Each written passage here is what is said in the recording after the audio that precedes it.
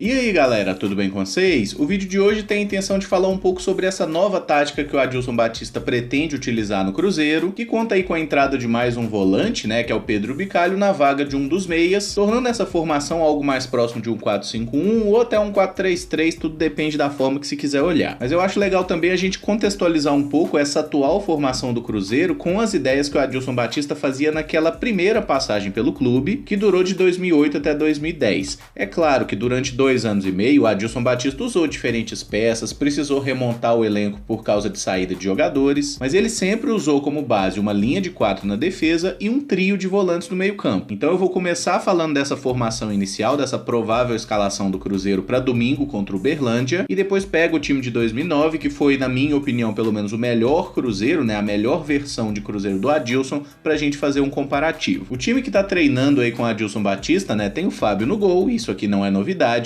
o Arthur tomando a vaga do Kaká na zaga para jogar ao lado do Léo, o Valdir jogando na lateral direita porque o Edilson está suspenso por causa do terceiro cartão amarelo e o João Lucas mantido na esquerda. Aí no meio campo, o primeiro volante é o Felipe Machado, tem também o Jadson e o Pedro Bicalho, então são esses aqui os 3 volantes escolhidos de momento. O Maurício é um meia que tem jogado mais pelo lado direito, né, puxando para dentro, o Everton Felipe fazendo a mesma coisa pelo lado esquerdo, e aí vale ressaltar, né, um destro jogando pela esquerda, um canhoto jogando pela direita, e o Marcelo Moreno, que vai estrear nesse domingo no comando de ataque. Olhando aqui, o que a gente consegue entender como ideia do Adilson para o momento ofensivo? Que a gente tem uma construção de jogo partindo muito por causa desse camarada aqui. O Machado é um cara de boa qualidade no passe e o Adilson aposta bastante nesse jogador, já deu muitos exemplos disso. O Pedro Bicalho também é um volante de bom passe, mas é um jogador que não se projeta tanto assim pro ataque, embora tenha essa característica também para ser trabalhada. O Jadson já é um menino que tem mais vivência jogando pelo lado do campo, como meia pela direita, já jogou pela esquerda eventualmente, e também já jogou aqui fazendo uma função como um camisa 10. É um cara que a gente vê que tem um jeito mais solto de jogar, ele se projeta mais ao ataque, tem facilidade para fazer isso, e eu acho que o Adilson botou 3 volantes pensando no seguinte termo: a gente tá com dificuldade para iniciar essa construção de jogada por dentro. Tendo mais um homem aqui nessa função dos volantes, o que ele pode fazer com esse time? Ele pode subir os laterais, o João Lucas e o Valdir no momento com bola. A gente sabe que o Felipe Machado é sempre o cara que tenta iniciar as jogadas. Então você abre os 2 zagueiros, né, para fazer a já conhecida saída de 3, né, e você tem opção de jogo pelos 2 lados e você tem 2 volantes de boa qualidade de passe aparecendo. E esses 2 meias, o Everton Felipe e o Maurício, eles também têm característica de voltar para ajudar na construção. Então acaba que com essa formação, o Cruzeiro tem muita gente com qualidade de passe, mas aí tem um lado negativo. Esse não é um time essencialmente veloz. Everton Felipe e Maurício não são jogadores lentos, mas também não são velocistas. O Marcelo Moreno também não tem a mesma mobilidade que tinha há 10 anos atrás. Apesar que se a gente quiser comparar o Marcelo Moreno com o Fred, que era o antigo camisa 9, o Marcelo Moreno é um carro de Fórmula 1 contra o Fusca, mas ainda assim não é um velocista. Os laterais, o João Lucas e normalmente é o Edilson, eles não têm essa capacidade de ultrapassagem pelos lados, e isso me preocupa um pouco nessa tática. Porque se você concentra o seu jogo na parte central, né, com 3 volantes e meias que puxam para dentro naturalmente, as jogadas de linha de fundo elas têm que ser feitas pelos laterais.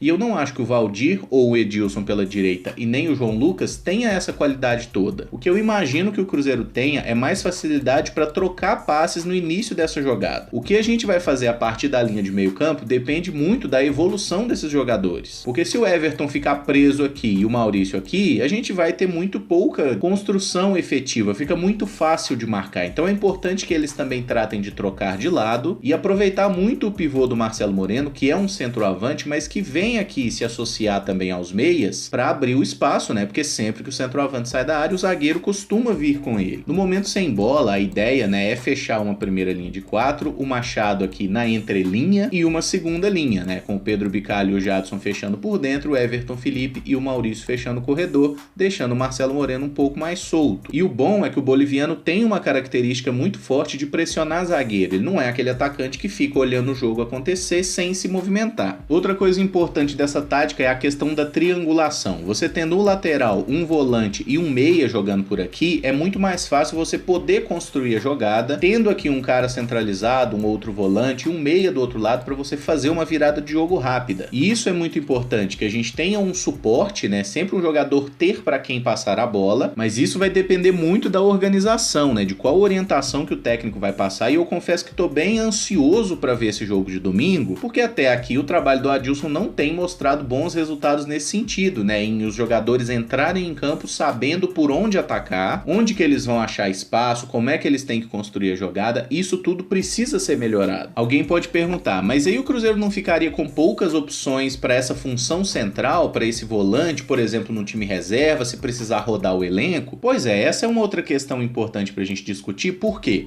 Tem um jogador do Cruzeiro, né, que atualmente não está trabalhando com o grupo, mas tende a voltar a trabalhar em breve, que é esse sujeito aqui, ó, Ariel Cabral. O melhor momento do Ariel Cabral enquanto jogador do Cruzeiro foi naquele início, né, na temporada 2015, quando ele era justamente um volante que atua pelo lado esquerdo, nessa posição que deve ser ocupada pelo Pedro Bicalho. Se o Ariel realmente voltar ao Cruzeiro, jogando com um jogador mais intenso como o Jadson e com um primeiro volante dando mais suporte como o Felipe, talvez ele passe a ser um jogador até mais útil do que foi nas últimas temporadas, onde ele, convenhamos, né, matava a gente de raiva. Pensando no aproveitamento de jogadores, eu acho interessante essa ideia do Adilson, porque além do Ariel poder jogar como um desses volantes, o próprio Robinho é um jogador que também tem característica de jogar por aqui. Acho que Ariel e Robinho juntos não fica muito legal, porque fica muita gente lenta, mas tanto o Ariel quanto o Robinho podem eventualmente disputar uma posição aqui para ser esse jogador que atua mais na construção, não sendo efetivamente um cara de chegada no ataque. E aí a gente tem que ressaltar, o Jadson é o nosso único volante que tem essa característica pronta, de gostar realmente de chegar à frente, né? E vou até esboçar aqui o time de 2008, porque eu sei que muita gente não lembra como aquele time jogava, né? Na verdade eu vou botar aqui o time base de 2009, que foi o time que quase conquistou a América. Pois bem, essa aqui era basicamente a forma como o Cruzeiro se organizava nessa temporada 2009, mas tinha algumas movimentações bem interessantes. Por quê? Era uma equipe com 3 volantes, né? Fabrício, Marquinhos Paraná e Ramires, sendo que um desses volantes ele acabava se tornando muitas vezes um atacante durante o jogo, porque o Ramires realmente tinha uma característica de infiltração e de pisar na área adversária, que ele participava muito menos da construção que, por exemplo, o Wagner.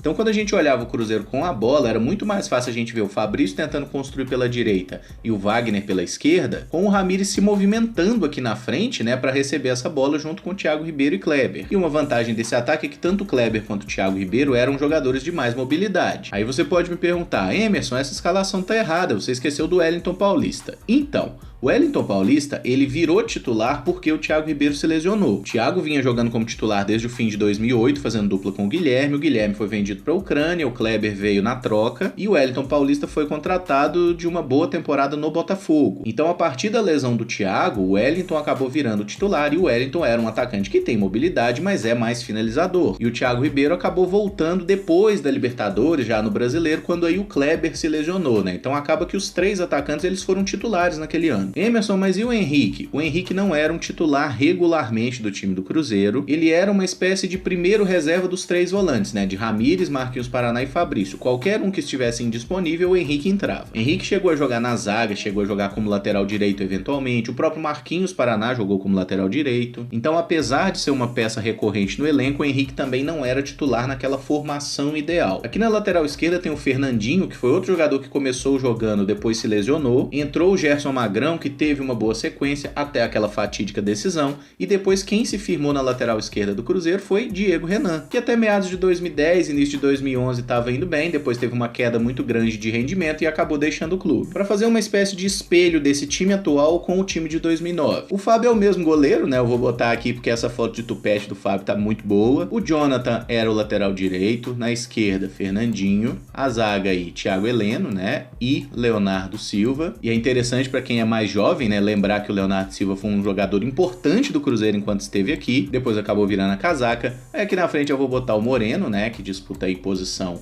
com o Kleber. Aqui no trio de meias, né, a gente tem aí o Marquinhos Paraná aqui, que seria o nosso Felipe Machado, o Fabrício aqui onde está o Jadson, o Ramires onde está Pedro Bicalho, e aqui na frente, né? Talvez até faça mais sentido o Wellington Paulista com o Moreno e não o Kleber, mas a verdade é que o Kleber era o atacante que menos voltava, né? Então Wellington Paulista e Wagner, e atualmente a gente tá aí com Everton, Felipe e Maurício. A diferença básica nessa formação é que o time de 2009 do Cruzeiro, ele jogava com um meia central, que era o Wagner, um camisa 10, caía pelo lado esquerdo, dobrava a marcação no momento sem bola, mas era um meia central. E tinha 2 atacantes espetados, Kleber e o Wellington Paulista. No momento sem bola, seja o Wellington Paulista, seja o Thiago Ribeiro, voltava para ajudar a fechar o lado, sim, mas em condições normais de temperatura e pressão, a gente entrava jogando com 2 atacantes móveis, mas 2 centroavantes e um meia. E atualmente tem sido cada vez mais raro ver duplas de ataque, né? Então hoje o Marcelo Moreno como um centroavante, talvez o Maurício acaba se tornando de certa forma um segundo atacante, porque é o nosso jogador que mais tem se destacado em finalização. Mas taticamente, no momento sem bola, né, a marcação pelo lado esquerdo que fazia o Everton Felipe é o que basicamente fará o Wagner. Pela direita, né, o Thiago Ribeiro tinha mais facilidade que isso que o Wellington, mas o Thiago também marcava no momento sem bola pela direita,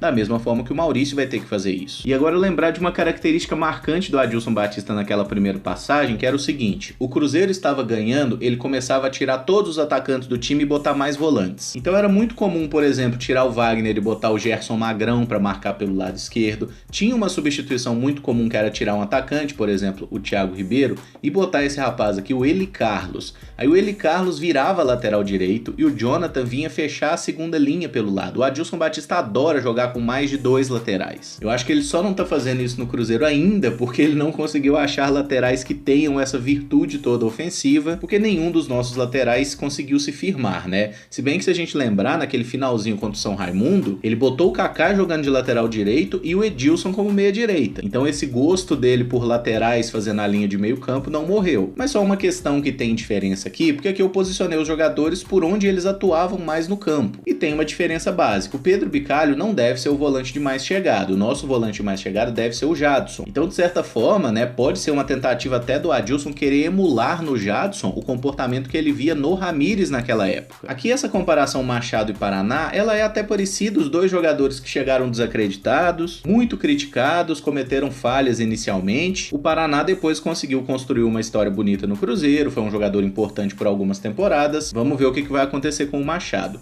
E aqui o Pedro Bicalho, eu não sei se ele vai conseguir repetir, né, aquele desempenho agressivo que tinha o Fabrício. Porque o Fabrício, ele tinha características de primeiro volante, ele marcava muito forte, mas ele tinha uma subida interessante pelo lado direito, sempre buscando essa triangulação pelo lateral, né, que na época normalmente era o Jonathan, e o Fabrício tinha uma jogada clássica e espetacular, que era o corte pro meio e o chute na arquibancada. Mas isso é apenas uma memória ressentida, não levem a sério. E a grande pergunta que eu deixo para vocês nesse vídeo é a seguinte: vocês acham que vai funcionar essa tática? Porque todos concordamos, né? O futebol mudou muito aí nessa mais de uma década. E será que o Adilson vai conseguir implantar aquela mesma filosofia de jogo com um time que era bem estruturado? Porque naquela época ninguém dizia que o Adilson Batista não conseguia organizar um time. Aquele Cruzeiro tinha seus defeitos, às vezes era um time meio burro, meio previsível, e quando chegava na hora H não conseguia vencer como a gente gostaria, né? Embora fosse espetacular em clássicos. E esse time atual do Cruzeiro ainda não tem uma cara. É uma equipe totalmente em construção, e apesar de não ser o maior fã do Adilson Batista, eu acho que é uma tentativa válida. A gente precisava mesmo mudar essa tática, porque o 4-2-3-1 que a gente veio utilizando nesse início de ano já deu provas o suficiente de que a gente não estava conseguindo fazer o jogo fluir. Bom, galera, esse vídeo fica por aqui. Eu gostaria que vocês usassem os comentários para dizer o que acham dessa nova tática do Adilson, se acreditam que vai funcionar ou não. Eu não vou abordar aqui outros esquemas, como utilização de 3 zagueiros, por exemplo, porque hoje isso não faz parte aí dos planos do nosso treinador. Mas comenta aí também qual eram suas grandes lembranças dessa primeira passagem do Adilson, que foi um momento em que o Cruzeiro sempre estava brigando por todos os títulos, mas infelizmente a gente não copou quase nada, né? Só estaduais mesmo. E não esquece de deixar o like no vídeo, se gostou, né? E se inscrever no canal caso ainda não seja inscrito. Amanhã a gente volta com os vídeos de notícia e por hoje é isso. Muito obrigado por acompanhar, um abraço e até o próximo vídeo. Valeu!